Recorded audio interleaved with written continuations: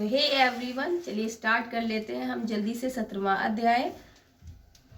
तो 17वां अध्याय इस प्रकार है। सूत जी बोले, हे मुनिगणों, एक बार श्री नारद ने समस्त वेदों के ज्ञाता व्यास जी से पूछा, हे व्यास जी, ब्रह्मचारी, ग्रस्त, वानप्रस्थी और सन्यासी चारों आश्रमों से ग्रस्त आश्रम को ही श्रेष्ठ क्यों माना जाता है?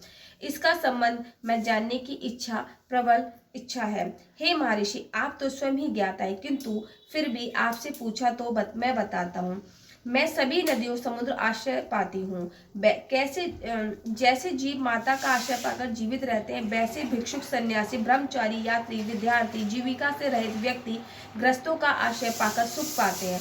इस संबंध में मैं तुम्हें एक प्राचीन कथा सुनाता हूँ। प्राचीन काल में उत्तानपाद नामक एक राजा था, जिसका उत्तम नामक एक पुत्र था, जो बड़ा ही बलवान किंतु मदिरापान का व्यसनी था। उसकी स्त्री का नाम बहुला था। राजा के पुत्र का नाम उत्तम था। राजा उत्तम अपनी पत्नी बहुला से अत्यंत प्रेम करता था। एक बार राजा उत्तम ने वेश्या के नृत्य देखते हुए मदिरापान किया। अपनी पत्नी से भी मदिरा पीने की जिद करने लगा, किंतु उसकी पत्नी ने ऐसा करने से स्पष्ट इनकार कर दिया। इस प्रकार राजा उत्तम ने क्रोधित होकर उसे त्याग दिया और फिर वन में छोड़ दिया। किंतु जब वह मदिरा के प्रभाव से मुक्त हुआ तो अपने किए हुए बड़ा पछतावा हुआ, किंतु अब रानी का वियोग करने सहने के अतिरिक्त किया ही क्या जा सकता था। उसके उपरांत उसने दूसरा विवाह नहीं किया और रानी के वियोग का दर्द हृदय के लिए राजकाज के कार्यों में लीन हो गया। एक दिन एक ब्राह्मण उसके पास आया और बोला, हे राजन, मैं बेहद दुखी हूँ। किसी ने मेरी स्त्री का हरण कर लिया है। अब आप ही उसे ढूंढ कर लाओ। हे ब्राह्मण देव, मैं भला उसे कैसे ढूंढ कर ला सकता हूँ? मैं तो यह भी नहीं जानता कि तुम्हारी स्त्री कौन है, किस दिशा में है और उसे कौन ले गया। ब्राह्मण बोला, राजन, आप प्रजा के कर के रूप में उसकी आय का 6वां भाग लेते हैं, अतः प्रजा की रक्षा करना आपका कर्तव्य है। यदि प्रजा अपने घर में सुरक्षित नहीं, तो ऐसे राजा का क्या लाभ? राजन, हमारे राजा होने का कारण हमारा कर्तव्य बनता है कि मेरी पत्नी को खोजकर आप मुझे दीजिए। मतलब उसने कहा कि आप हमारे राजा है, तो आपका ये कर्तव्य बनता है कि आप मेरी पत्नी को आप खोजेंगे। किंतु विप्रम, मेरे तुम्हारी पत्नी को कभी देखा भी नहीं है, तो ये कैसे संभव है? कैसा स्वभाव है, कैसा रंग है, रूप है, तो मैं तो कुछ नहीं जानता इस बारे में।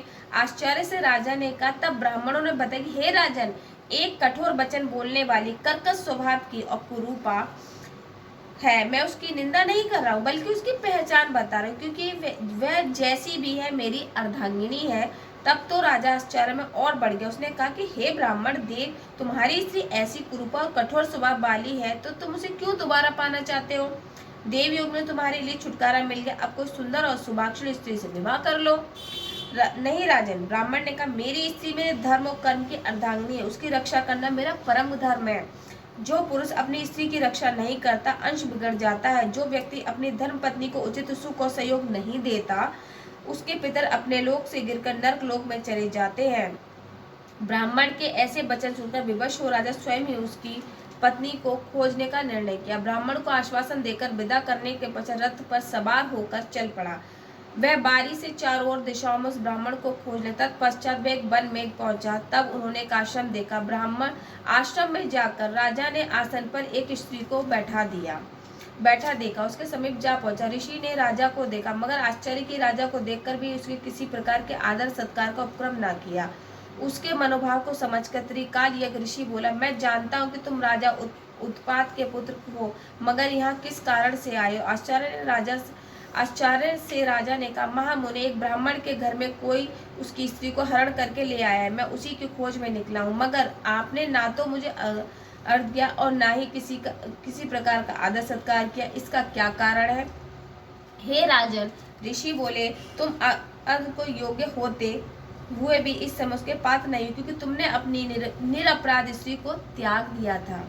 यदि स्त्री का धर्म पति की तन मन की सेवा और उसकी आज्ञाओं का पालन करना है, तो पति का भी कर्तव्य है कि उसको यथोचित सम्मान करे। जहाँ स्त्रियों का सम्मान होता है, वहाँ देवताओं का वास होता है। कहाँ भी गया है कि यत्र पुष्टे नारी तत्र वसति देवो। हे राजन, इसके विपरीत जहाँ नारी का अपमान होता है वहाँ कभी सुख शांति नहीं रह सकती। इतना कहकर राजा का सिर लज्जा से झुक गया। तत्पश्चात वह बोले, भगवान आपने मेरी आंखें खोल दी, अब कृपा करके मेरे मार्गदर्शन करें। अपने से पहले मैं उस ब्राह्मण के लिए चिंतित हूँ। आप कृपा करके बताइए कि ब्राह्मण की स्त्री को कौन हर ले सकता है और क्यों हर ले सकता है, इस प्रकार वहाँ और किस दशा में है।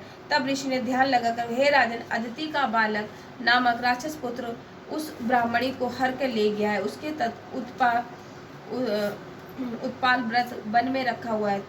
अब तुम उसे ढूंढकर ब्राह्मण से उसका संजोग कराओ। यह सुनकर राजा ने उसे प्रणाम किया और रथ पर सवार होकर वन में जा पहुंचा। वन में उसकी दृष्टि एक स्त्री पर जा पड़ी जो वृक्ष के नीचे बिल्व फल खा रही थी। उसका रंग, रूप और नयन नक्श ठीक वैसे ही जैसे ब्राह्मण ने बताए थे। अतः उसे देखते राजा ने पहचान लिया उसे ब्राह्मण की स्त्री। उसे निकट जाकर अपनी शंका का समाधान हेतु पूछा, कल्याणी तुम कौन हो, इस वन में क्यों आई हो? हे राजन, मैं अतिरात्र की पुत्री और विलास पुत्र की पत्नी हूँ। मैं अपने घर में सो रही थी कि बालक नामक राक्षस ने मेरा हरण कर लिया और यहाँ ले आया। यहाँ लाने के बाद मुझे किसी प्रकार का कष्ट दिया, ना मेरा सात्विक नष्ट करने की चेतना की। इतना होने पर भी मैं राजन अपने पति के वियोग के कारण दुखी हूँ। तब राजन ने पूछा, हे ब्रह्माणी, वह राक्षस कहाँ गया?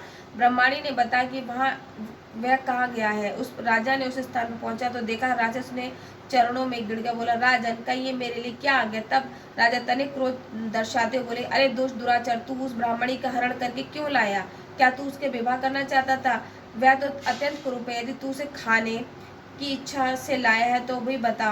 राजन, मेरे घर में अनेक रूपवती अप्सराएं हैं। इसके अधिक मैंने कभी किसी स्त्री से भोग की इच्छा नहीं की और न ही मैं मांस का भक्षण करता हूँ। मैं तो उस योनि में पूर्व जन्म के पापों को प्रायश्चित कर रहा हूँ। उस ब्राह्मणी के हरण कर यह इसका कारण यह है कि इसके पति राक्षसों को मारने का मंत्र जानता है। जब हम यज्ञ का अन्न ग्रहण करने जाते हैं तो हमें भगा देता है, क्योंकि अधिकांश यज्ञों का आश्चर्य वही बनता है। इसी कारण हमें दुखी करने के उद्देश्य से मैं उसकी पत्नी का हरण कर लाई, क्योंकि शास्त्रों के नियम अनुसार स्त्री के बिना पुरुष का कोई भी धार्मिक कर्म का अधिकार नहीं है। इसीलिए अब वह यज्ञों से आश्चर्य नहीं बनता। राक्षस की बात सुनकर राजा को लाकर पत्नी के संदर्भ में परोक्ष रूप में उसकी निंदा कर रहा मुनि ने उस स्त्री को त्याग कर मुझे अग्नि को योग्य नहीं माना। राजा के विचार मग्न देख कर राक्षस पुनः बोला, हे राजन, मैं आपकी प्रत्येक आज्ञा का पालन करूंगा। आप आज्ञा दे, मैं क्या करूं? तब राजा ने आज्ञा दी कि तुम उस ब्रह्माणी को उसके घर पहुंचा दो, फिर जब मैं तुम्हें याद करूं तो तुम मेरे पास आना। आज्ञा पाते ही राक्षस ब्रह्मणी को लेकर चल दिया। उसके पास जनराजा सुनने कि मैंने निर्दोष पति को त्याग करके बड़ा भारी पाप किया। अब मैं ऐसा क्या करूं कि मुझे पाप को निवृत्त हो। मन में विचार कर विमर्श हो पुनः उसी आश्रम में पहुंचा। उसने मन ही मन बात कही। मुनि का, हे राजन, पुरुष के लिए स्त्री धर्म, अर्थ, काम और मोक्ष देने वाली। इतना ही नहीं, स्त्री के बिना लोक तथा परलोक में कहीं भी सुख की प्राप्ति नहीं होती। स्त्री भले ही कुरूपा हो, रोगी हो, मूर्ख हो, दरिद्री हो अथवा बुरे स्वभाव की भी क्यों ना हो, पुरुष को उसका सम्मान करना चाहिए। हे महाराज, पत्नी को